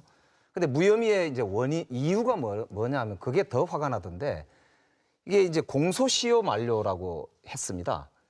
그런데 이게 이제 한림성신대 그다음에 서일대는 공소시효가 지난 게 맞아요. 그런데 안양대 국민대는 그렇지가 않습니다. 안양대 국민대는 2013년부터 15년 사이에 쓴 경력이거든요. 제가 표를 가지고 왔는데 사실 이거 쓸까 말까 하다가 있는데 어쨌든 여기에 보면요. 이렇게 되어 있습니다. 이 보면 안양대에서도 보면은 영락고등학교 미술교사라고 썼는데 영락 여상의 미술 강사를 했어요. 그리고 부교수 뭐 이렇게 썼는데 시간 강사였고 네. 뭐 이런 게 쭉 확인이 됩니다. 네. 수상 경력도 없는데 이제 있다고 냈고요. 아까 이재명 대표의 그런 표현, 협박 이런 거 하나만 가지고도 지금 뭐 이렇게 허위사실이라고 해서 의원직을 박탈하거나 혹은 민주당이 뭐 400 몇십억 돈을 토해내야 된다 이런 식으로 막 이제 국민들한테 이렇게 홍보를 하는 그런 국민의힘에서 대통령 후보의 배우자가 이 허위 경력을 했다는 이 의혹에 대해서 왜 이렇게 제대로 말씀을 못하는지 모르겠어요. 네. 경찰이 이거는 명백하게 사실 제가 보기에는 허위 경력으로 문제가 됩니다. 그러면 이거를 엄정하게 법 집행을 하는 게 제가 볼 때 윤석열 정부를 위해서도 좋지 않느냐 이 말이에요. 예, 일부는 공소시효가 지난 게 아닌 것도 있었고 그리고 상당 부분이 무혐의 처리할 만한 사안이 분명히 아니다. 이렇게 그렇습니다. 그리고 사실은 현직 대통령에 대해서 왜 고발을 하느냐라고 이제 물어보는데 박근혜 대통령이 현직에 계실 때 그걸 수사했던 장본인이 윤석열 당시에 네. 검사였습니다. 그러니까 수사는 할 수 있고 기소가 안 되는 거죠. 불소추된다는 게 기소가 안 된다는 네, 뜻이거든요. 네. 수사는 할 수 있다는 뜻이에요. 그렇기 때문에 사실 명백하게 범죄가 있다면 아까 이재명 대표에 대해서 그렇게 들이댄 잣대대로 아니 대통령도 아니고 대통령 부인에 대해서 왜 수사를 못 합니까? 예. 자, 이 부분 김영남 의원님. 예, 이게 지금 여러 가지 말이 지금 좀 네, 섞여서 섞였습니다. 예. 시청자 여러분들이 조금 혼동스러우실 것 같은데 좀 나눠서 말씀을 드리겠습니다. 김건희 여사에 대해서 지금 민주당 쪽이 문제를 삼는 거는 뭐 크게 나누면 두 개 정도로 나눌 수 있을 것 같아요. 하나는 도이치모터스 주가 조작 사건과 관련해서 왜 기소가 안 되느냐 하고 또 하나는 뭐 허위 경력 내지는 경력 부풀리기 관련해서 경찰에서 무혐의 결정은 아니죠. 이제 불송치, 범죄 혐의가 없어서 송치하지 않겠다고 하는 결정을 한 게 문제 아니냐라는 취지인데 저는 이 두 가지 사안은 좀 나눠볼 필요가 있다고 생각을 합니다. 도이치모터스 주가 조작과 관련해서 최근에 언론에서 뭐 새로운 증거가 발견된 것처럼 재판 과정에서 뭐 녹취록이 나왔는데 왜 기소가 안 됐느냐라고 문제를 삼았어요. 근데 녹취록 내용에 의하더라도 전 기본적으로 이게 주가 조작이 전화 주문으로 주가 조작을 했다는 얘기는 들어본 적이 없습니다. 이게 현실적으로 불가능합니다. 이거는 주가 조작이라는 건 사실 허위 주문 내지는 통정 매매를 통해서 이제 주가를 상승시키거나 하락시키는 건데 이거는 한두 번 이게 김건희 여사에 대한 혐의 민주당의 주장에 의하더라도 뭐 며칠에 한 번씩 전화 주문을 했다는 것이거든요. 절대로 그래갖고 주가가 움직이지 않습니다. 주식 투자를 해보신 분은 알겠습니다만. 그래서 이거는 기소가 되지 않았던 게 맞는 것 같아요. 맞는다고 저는 생각을 하고 다른 부분, 이 대학에 임용 신청을 하면서 경력을 부풀리거나 사실과 다른 내용을 기재한 부분이 있지 않느냐. 근데 이거는 경찰에서 잠정적으로 결론을 내렸습니다만 저는 앞으로 검찰 수사를 통해서 바로잡을 기회가 있다라고 생각을 합니다. 이게 이제 법률적으로 문제가 될 수 있는 부분은 대학의 교원 임용 업무와 관련한 업무 방해죄가 성립하느냐 여부예요. 그러니까 소위 문서 위조죄 같은 거는 자기 명의의 문서기 때문에 그건 법률적으로 성립할 수가 원초적으로 불가능한 거고요. 대학의 업무 방해죄 여부의 성립 여부를 검토해 볼 수 있는데 이거는 저는 가능성도 있고 검찰의 수사를 통해서 앞으로 어떤 결론이 날지를 지켜봐야 되는 사안이 아닌가 싶습니다. 물론 이제 공소시효가 남아 있는 부분에 대해서만 문제 삼을 수 있겠죠. 이미 공소시효가 지나간 부분이야 뭐 원초적으로 법률적으로 다룰 수 없으니까요. 거기에 대해서 그러면 지휘를 하시겠다는 뜻인가요? 그건 이제 고발을 하셨으니까 이의 신청하시고 할 거잖아요. 이게 사실은 민주당이 집권하고 있던 지난 문재인 정부 하에 형사소송법이나 이런 거를 막 개정하면서 사실은 그 정치적인 의도는 충분히 이해를 하겠습니다만 법률적으로는 참 정치하지 못하게 만들어놔서 좀 헷갈립니다만 고발을 하셨으니까 이의 신청하시면 검찰에서 다시 수사를 할 수 있는 기회가 열립니다. 그래서 그걸 통해서 바로 잡고 거나 아니면 보다 법률적으로 정확한 판단을 받아볼 수 있는 기회가 있지 않을까 싶고 저는 그 부분에 있어서는 아직도 가능성은 열려 있고 이게 경찰의 잠정적인 결론이기 때문에 이 부분이 끝난 건 아니라고 생각을 합니다. 네. 다만 이 부분과 관련해서 지금 민주당이 특검 법안을 발의했는데 이게 과연 지금 특검을 논의할 상황이냐에 대해서는 대단히 의문입니다. 이거는 알겠습니다. 이재명 후보에 대한 어떤 방탄 내지는 그런 논리로서 뭐 좀 다소 무리하게 특검법을 발의한 게 아닌가라고 네, 생각이 특검 됩니다. 이슈하고 그다음에 도이치모터스 관련해서 사실 뒤에서 좀 더 얘기를 할 부분이 좀 있어서 방금 경찰의 불송치 결정에 관련해서는 이건 검찰이 좀 더 따져볼 수 있다라고 잠정적 결정의 문제로 보셨습니다. 네, 노영희 변호사님. 근데 이제 고발자가 고발한 사건에 대해서는 또 더 이상 못하고 종결되는 또 그 네. 규정이 있어서 그 부분은 또 좀 확인을 해봐야 될 것 같아요. 이번 건 같은 경우에도 왜냐하면 고소가 아니라 다 고발이었을 거거든요. 그래서 그 부분 확인해봐야 되고 또 하나 중요한 건 대통령은 재직 기간 중에 형사소추 당하지 않기 때문에 수사는 할 수 있지만 기소할 수 없다. 공소시효가 정지된다. 여기까지 맞잖아요. 근데 저는 그거보다 더 중요한 게 제가 좀 제안하는 겁니다. 물론 많은 사람들이 말하고 있습니다.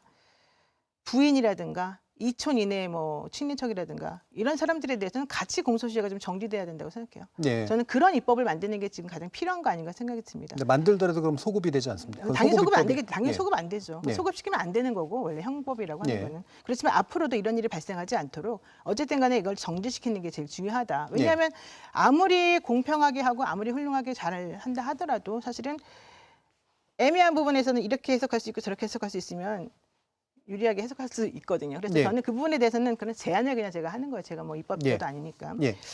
또 하나. 이제 도이치모터스로 좀 넘어가. 아니 잠깐만요. 또 하나. 좀 전에 이제 우리 그 의원님께서 막 준비를 해갖고 오셨어요. 허위 경력 관련해서 뭐 이렇게 저렇게 다 정리. 이거 정말 지저분하지 않습니까? 제가 그냥 드리고 싶은 말이 정말 그렇다. 이런 범죄는 사실은 제가 만약에 경찰이나 수사관이라 하더라도 기소하기가 애매해요. 아까 말씀하신 것처럼 업무방해는 맞는데 네. 시효를 다 따져보려면 하나부터 열까지 정말 한두 끝도 없고요. 그다음에 또 처음 게 쌓여가지고 두 번째, 세 번째, 네 번째 이게 올라가는 거라서 이건 아주 깔끔하게 이건 무조건 기소해서 이길 수 있습니다라고 할 사람 별로 없을 것 같아요. 저는 그래서 검찰이든 경찰이든 이런 식으로 불송치하는 것에 대해서는 그럴 수도 있겠다라고 생각해요. 그게 옳다고 생각하지 네. 않지만 그렇지만 이런 식의 행동을 한 것은 매우 지저분하고 좋지 않다. 참 그렇다. 이제 이런 느낌을 제가 받았고요. 네. 도이치모터스 얘기 이제 좀 전에 하라고 예. 하셨으니까 말씀드리는데 도이치모터스의 주가 조작 관련해 가지고는 저는 사실 주식 하신 분들 많이 아실 겁니다만 주가 조작 관련해 가지고는 정말 국가적으로 있어서는 안 될 범죄잖아요. 그래서 유형을 정해놨습니다. 고가 매수, 물량 소진 주문, 그리고 허수 매수, 종가 관여 주문, 통정 매매 한 5가지 유형이 있어요. 그런데 이번에 권오수 씨 그 변호인이 내놓은 녹취록과 여러 가지 자료들을 통해서 분석을 해보니까 이건 분석해본 거죠. 검찰이 오케이를 안 했으니까 이제 우리들이 알고 있는 우리들이 찾을 수 있는 확보할 수 있는 자료를 가지고 분석을 해보니까 이 5가지의 시세 조동성 거래 중에서 원래 범죄 일람표, 그러니까는 이 사건과 관련해서 올라가 있는 범죄 일람표에 2010년 1월 12일 날 거래가 있는데 그게 51건이라고 그래요. 네. 그 51건이 전부 다 이 김건희 여사가 그때 했던 것하고 연결이 된다는 거예요. 그렇게 따지니까 보니까 예를 들면은 공수상 범죄 일람표에 보면은 고가 주문을 18번 했고 그다음에 물량 소진 주문은 뭐 21번 했고 뭐는 몇 번 했고 이랬다는 얘기고 1월 12일 날만 실제 이 여사가 2,400원에 산다고 뭐 얼마 산다 해가지고 계속해서 막아줘가지고 계속해서 비싸게 사줘가지고 9.7%인가가 이렇게 마지막으로 오르고 끝이 났다는 거예요. 네. 그리고 그 거래가 전체 거래에서 상당 부분을 차지했다는 겁니다. 38%, 뭐 40%를 차지했다는 겁니다. 그러면 이거는 일임했다거나 다른 사람에게 맡기고 나는 전혀 모릅니다. 나는 전화 주문을 한번 했기 때문에 내가 이거 주가에 전혀 관련할 수 없었습니다. 라고 하는 말하고는 좀 안 맞는 것 같아요. 자, 그러면 일반인들이 보기에도 이렇게까지 좀 뭔가 이상하다라고 생각이 드는 거라면 그 도이치 주가 조작 관련해서 수많은 사람들이 다 기소가 됐거든요. 약식 기소라도. 네. 근데 사실 이 김건희 사건은 이 범죄 일부 전체 중에서 특히 검사는 이 범죄 일부 다 완전하다 그랬어요. 오류가 없다. 오류 없는 그 범죄 일부에 등장하는 51번의 이 시세 조동성 거래들이 버젓이 있는데 부르지도 않고 제대로 수사도 하지 않고 기소도 하지 않았다. 오로지 이 사람만 이건 되게 이상한 거거든요. 예. 그래서 저는 그 부분에 대해서 조금 우리들이 납득할 수 있을 만한 좀 설명이 필요한 것 같다. 네, 이 사안의 여타 사람들이 이미 기소가 이루어졌거나 재판이 진행 중인데 그럼요. 거기에 나온 내용들로 봤을 때 이제 김건희 여사가 무관할 리가 없는 요소들이 계속 나오고 있는데 왜 그러고 있는 거냐? 네, 김병남 의원. 이게 이제 사실관계를 부분만 말씀을 주셔갖고 노 변호사님 말씀 들으면 좀 그럴듯하게 들리는 측면도 있어요. 근데 따지고 보면 그 녹취록, 전화 주문 녹취록이 이번에 드러난 거잖아요. 재판 과정에서. 예. 근데 내용을 보면 이 주식 계좌 명의자로부터 확인을 받는 과정이 녹음이 된 거죠. 근데 지금 보면 주가 조작 말씀하신 대로 어느 유형이 전화로 주문 넣어서 이거 주가를 움직인다?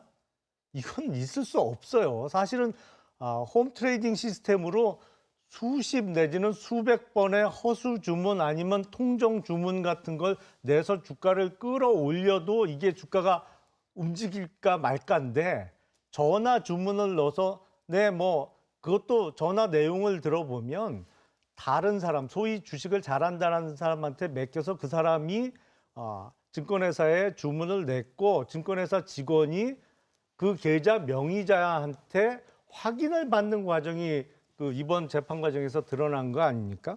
이런 거 보면 김건희 여사가 적극적인 주가 조작에 가담했다고 오히려 볼 수 없는 증거라고 해석할 여지가 많아요. 아니에요. 그리고 그게 아니에요. 누가 왜냐하면 전화 주문 내서 네. 주가를 움직여요, 그러니까 요새.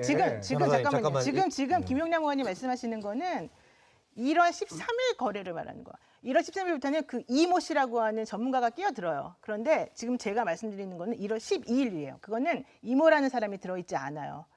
그거는 그냥 단순히 신한증권에 있는 직원하고의 그런 대화 녹취고. 그 12일까지는 주가 조작이고 저는 아니에요? 저는 대화 녹취에 대해서 얘기를 하고 있는 게 아니라 이 전체 패턴을 보고 말씀을 드리는 건데 1월 12일자, 1월 13일자, 6월 16일자 세 가지 패턴에 대해서 한번 제대로 분석해가지고 저는 정말 따져봤으면 좋겠어요. 검찰하고 같이. 네, 네, 김병남 의원님. 그러니까 이 재판 내용도 보면 그게 나오거든요.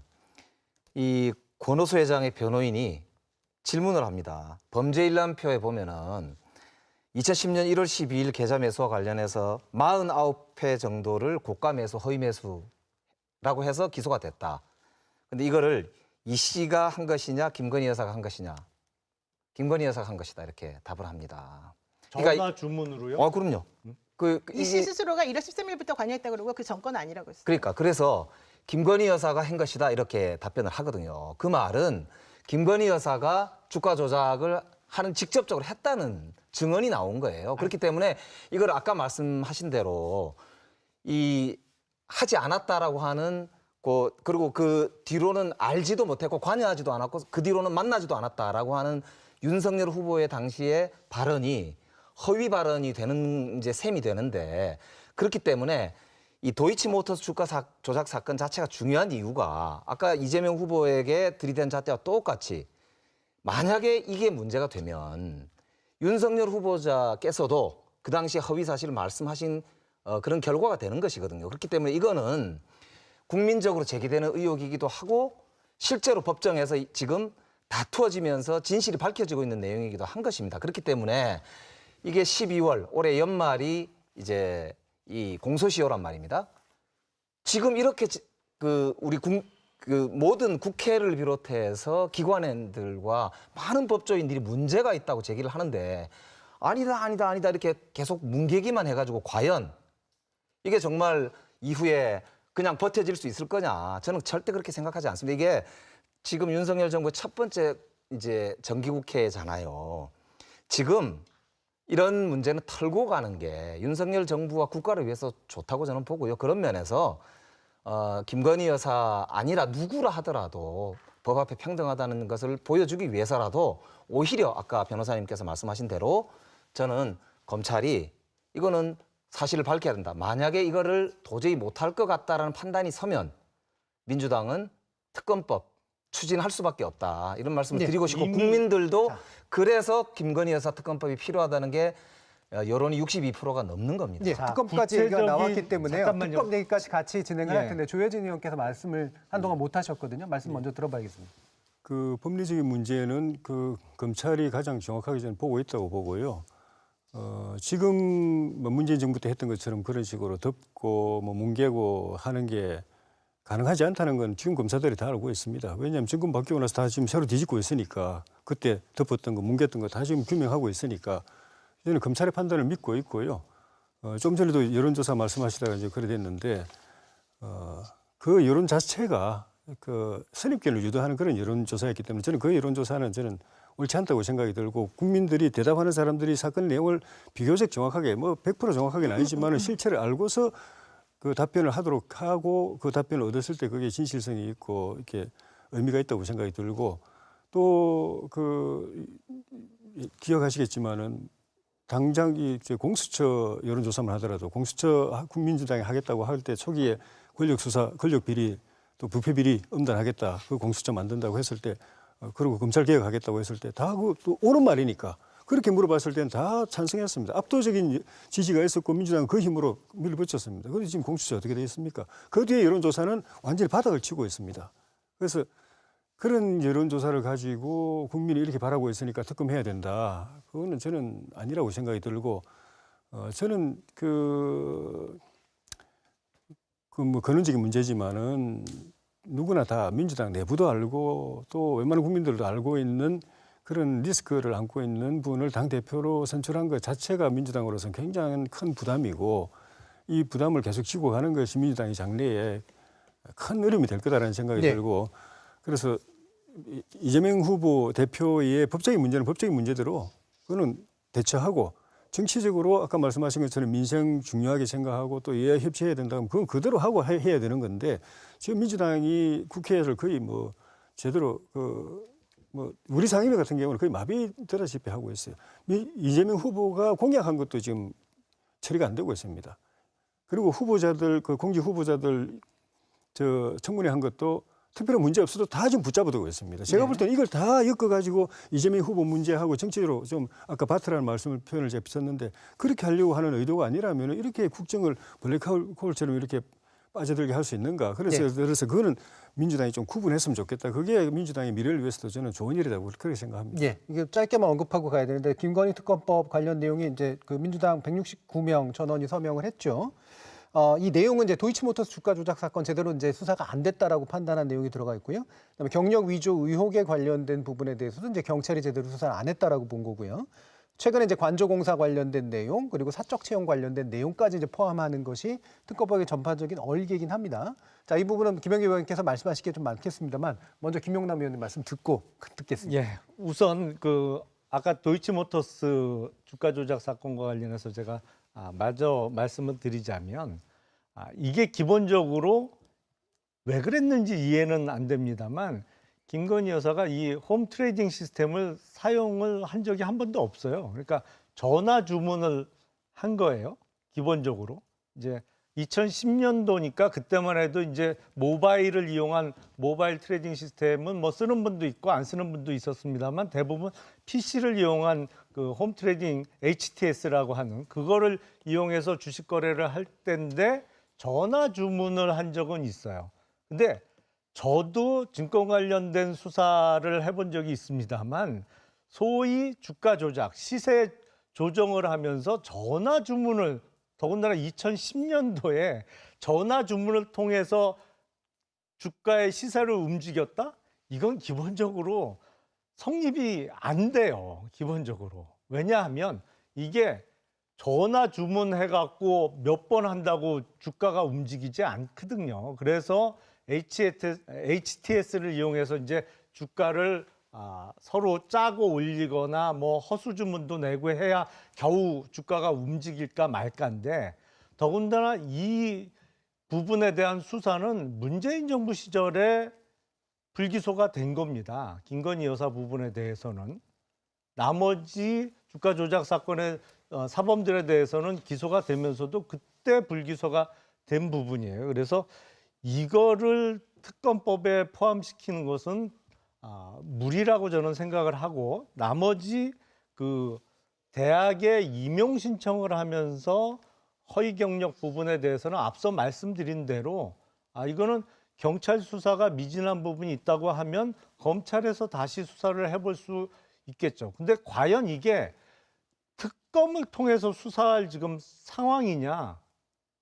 객관적으로 그렇게 보기 어렵죠. 이거는 사실은 이재명 대표에 대한 선거법 위반 기소가 되니까 김건희 소위 특검법을 발의를 했어요. 민주당에서. 그러니까 이재명 대표가 당대표에 출마할 때부터 많은 분들이 염려를 했던 소위 이게 방탄 출마가 아니냐. 제1야당의 대표가 돼서 앞으로 본인한테 가해질 어떤 사법적인 메스를 피해가기 위해서 지금 당대표가 되려고 하는 거 아니냐라는 염려가 있었는데 그 염려가 맞았다라는 입증을 하는 것이 바로 민주당 전원의 명의로 발의된 소위 김건희 특검법 아닌가 싶습니다. 그러니까 기본적으로 주가 조작 사건은 아예 이제 뭐 포함될 이유도 없는 그 범죄 성립이 안 되는 거고 나머지 뭐 경찰 조사에 관련된 부분이라든가 이런 것들은 결국은 검찰 수사가 검찰 수사로 뭐 있으니까요. 해결하면 될 문제이기 때문에 특검이 필요하지도 않고 결국은 이제 방탄 특검이다 이렇게 보셨기 때문에요. 하신 말씀 굉장히 많으실 것 같은데 잠깐 광고 보시고 중요한 토론 이어가도록 하겠습니다.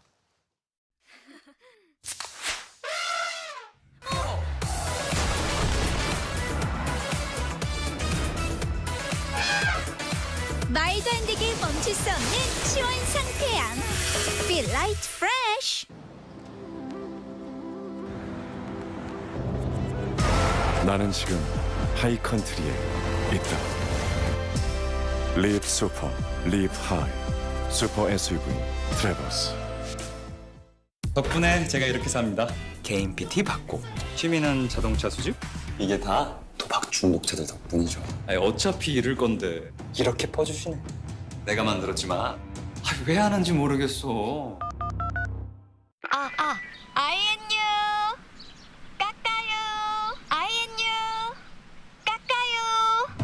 INU 카드만 있다면 깎아드릴게요. 할인의 초집중. 뉴 INU 카드. 우리 카드.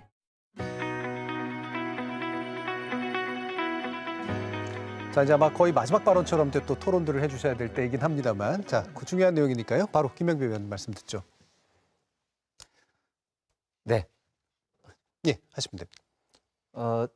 이 주가 조작 사건에 대해서 아까 말씀을 주셨는데 사실 오히려 이게 특검법이 반드시 필요하다는 걸 반증하거든요. 사실 민주당 입장에서는 좀 아픈 이야기이긴 한데요. 문재인 정부 검찰에서 그렇게 수사를 했다 이렇게 말씀을 주셨는데 그 당시에 검찰총장이 윤석열 검찰총장이고 윤석열 라인이 검찰 전체를 이제 장악하고 있었지 않습니까? 그래서 이제 그 검찰이 제대로 이제 수사를 했을 것이다라고 이제 국민의힘에서는 말씀을 하시는 이제 거죠. 그런 면에서 보면은 현재 대통령 되셨던 윤석열 그 당시 검찰총장께서 문재인 정부에서 임명했던 인사였기 때문에 저희들 입장에서는 뭐 이런 말씀 드리는 게 한편으로는 좀 마음이 사실 썩 그렇게 편하지는 않은 상태인 게 맞죠. 그러나 또 진실은 진실대로 밝혀야 되는 것이기 때문에요. 주가 조작 과정에서 관련된 분들이 5명이나 구속되고 10여 명이 지금 기소되어서 재판 중이지 않습니까? 그리고 이미 전주로 김건희 여사가 다 그 재판 과정에서도 지금 증거들이 나오고 있는 거거든요. 그래서 아까 뭐 아니다라고 자꾸 말씀하시고 전화로 그걸 어떻게 하느냐고 하지만 아까 하루에만도 49번이나 통화를 통해서 뭐 여러 허위 매수 등등등 했다는 거 아닙니까? 그러니까 그 패턴들이 그 하루만이 아니라 쭉 3년여에 걸친 긴 기간 동안에 그게 조직적으로 이루어졌다는 거기 때문에 5명이나 구속됐던 거고요. 그렇기 때문에 이런 사실을 그냥 이렇게 손바닥으로 하늘을 가린다고 되는 문제는 아니기 때문에 그 문제하고요. 그다음에 최근에도 그 대통령 관저를 갑자기 이렇게 옮기는 용산으로 광화문 시대를 약속하셨는데 용산으로 옮겼잖아요. 그러면서 대통령실뿐만 아니라 지금 대통령 관저에 대해서도 코바나 컨텐츠를 후원했던 업체가 그것도 무면허인 업체가 그 관저 공사를 해가지고 여러 가지 지금 의혹과 문제를 낳고 있습니다. 그 대통령실은 전혀 자료도 공개하지 않아요.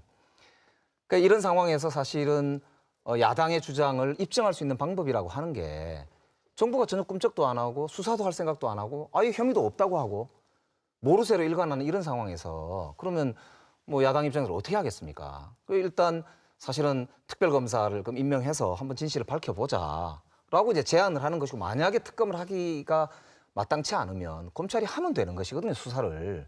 근데 이제 전혀 안 하지 않습니까?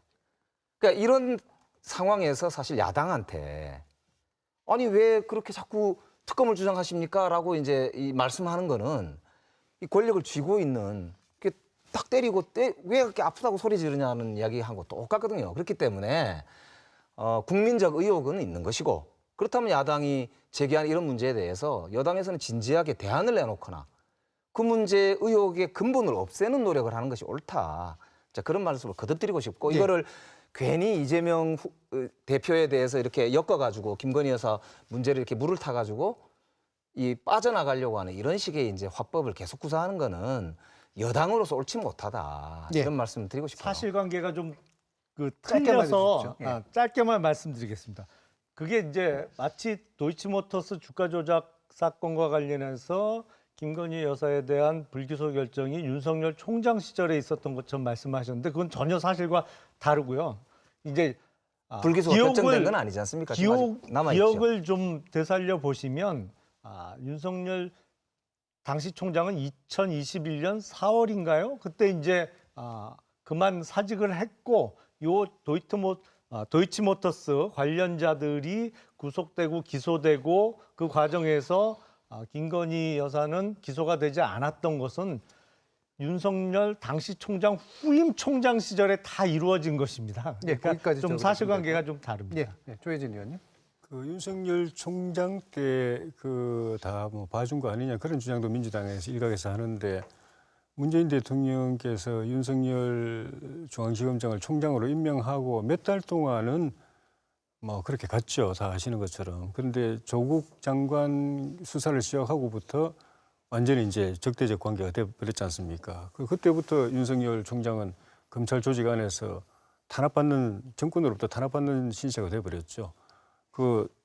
가까운 검사들 다 좌천시키고 손발 수속 다 잘라내고 주변에 친문 검사들 다 포진시켜가지고 그 검찰총장 자리에서 쫓아내려고 온갖 그 수단을 다 했지 않습니까? 그리고 뭐 수사하려고 하면은 또 추미애 장관 같은 분은 또 그 수사지휘권 발동해가지고 수사 못하게 해버리고, 그 뒤로는 뭐 우리 국민들이 다 지켜봤고 그 식물총장이 버텨내고 정권의 부당한 일에 대해서 굴복하지 않는 걸 보고서 다르게 보고 새롭게 보고 야당 대통령 후보로까지 세워준 과정이 그 과정이었잖아요.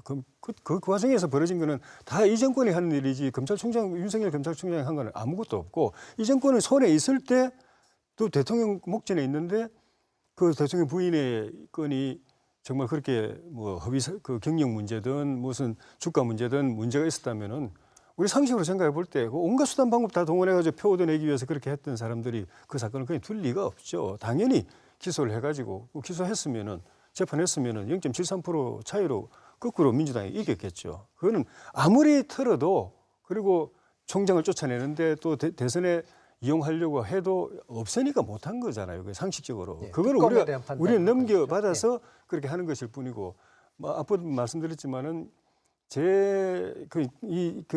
이 시점에 제가 갑자기 생각하는 게 아니라, 저도 쭉 지난 세월을 지켜보면서 저 이재명 대표 참 이례적인 기소라고 그러는데 이례적인 정치인이에요. 제가 지켜본 바로도 이례적인 정치인이고, 이런 분을 야당 대표로 세운 것도 사실 이례적인 일이고, 그거는 민주당이 자초한 거니까 리스크 감수해야 되는데, 문제는 그 리스크 때문에, 그 한 사람의 리스크 때문에 국정이 제대로 안 돌아가는 게 문제고, 그래서 민주당이 다시 한번 말씀드릴 거는 억지로 정치적으로 이 문제를 해결하려고, 법적으로 하지 않고 정치적으로 해결하려고 뭐 국정의 발목을 잡고 특검을 추진하고 대통령 고발하고 그런 식으로는 안 했으면 좋겠고, 법적인 대로 대응하고 국회가 기능해야 될 거 정상적인 기능하도록 만들어주는 것이 저는 조언하고 싶은 겁니다. 근데 특검에 대한 구체적인 판단 얘기해 주진 않으셨습니다만, 이재명 대표가 그 자리에 있지 말아야 될 분이 거기에 있었기 때문에 생긴 특검이다라고. 모든 게 다 지금 그 이재명 리스크의 블랙홀처럼 야당도 빨려 들어가는데 여당과 국정까지 다 빨려 들어가고. 노영희 변호사님 말씀 듣겠습니다. 네, 사실 저는 특검은 필요하다고 봅니다만 시기가 조금 부적절했다 이 생각을 합니다. 왜냐하면 지금 현재 법사위 위원장이 국민의힘이기 때문에 특검안을 올려도 이게 사실 상정되기 매우 어렵잖아요. 게다가 제3당인 이제 조정훈 시대전환 의원이 지금 다른 태도를 취하고 있는 게 예전부터 드러나 있었기 때문에 민주당 입장에서 보자면은 이거를 사실 넘기가 어려워요. 그런데다가 169명이 발의했지만 180명이 필요한 거잖아요.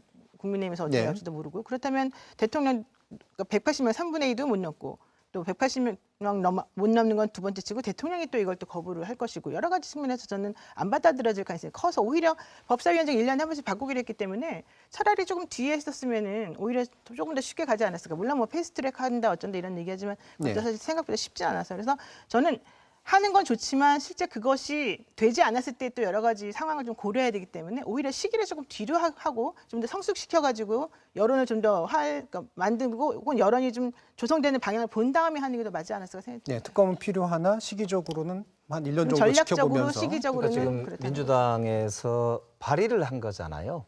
그렇기 때문에 이것을 뭐 단독 처리하겠다는 방침을 밝힌 것도 아니고 그리고 저희들이 법사위에서 뭐 물리적으로 그냥 힘으로 통과시키겠다고 말씀드린 적이 없지 않습니까? 가장 중요한 거는 법이라고 하는 것이 특히나 국민적 지지나 국민적 동의가 저는 가장 중요하다고 생각하거든요. 그렇기 때문에 이런 국민적 의혹이 있는 것에 대해서 저희들은 이런 법을 통해서 이런 방향으로 가고 싶습니다라는 의사를 밝힌 것이고요. 오히려 아까 이제 우리 민주당에서 국회를 정상적으로 하지 못하는 원인을 제공하시는 것처럼 말씀을 하셨지만 사실 지금 국민의힘 내부 자중질환 때문에 정상적인 국회 운영의 지금 기본도 협의가 잘 안 되고 있거든요.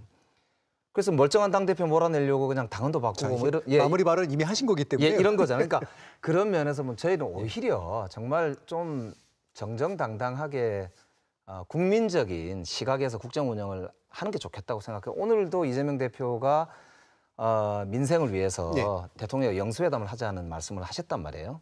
이건 진심으로 저희들도 민생을 우선하고 또 별도로 뭐 대응해야 될 문제는 사법적인 문제든 무슨 문제든 스스로 감당해야 될 문제는 또 스스로 감당을 하면 되는 것이기 때문에 정말 국정 운영에 좀 민생을 중심에 두는 이런 전환이 필요한데 그러기 위해서는 여당이 먼저 정비가 돼야 된단 말입니다. 그렇기 때문에 저는 오히려 지금 국민의힘이 좀 당당하게 이렇게 좀 임하는 게 좋지 않나 이제 그렇게 생각합니다. 알겠습니다. 자, 이 정도에서 정리해야 돼서 아마 또 하신 말씀들은 굉장히 많겠습니다만 민주당은 어쨌든 지금 특검을 단독 처리하겠다나 이런 식의 것들이 아니라 일단 판을 열어놓겠다. 대안을 가져와 달라라고 여당에게 이야기하고 있는 그런 상황인 것 같습니다. 자, 사법정의 실현이라고 하는 것은 대상을 막론하고 이루어져야 되는 일이죠. 또 그러기 위해서는 엄정한 잣대가 상당히 중요한 것도 사실입니다.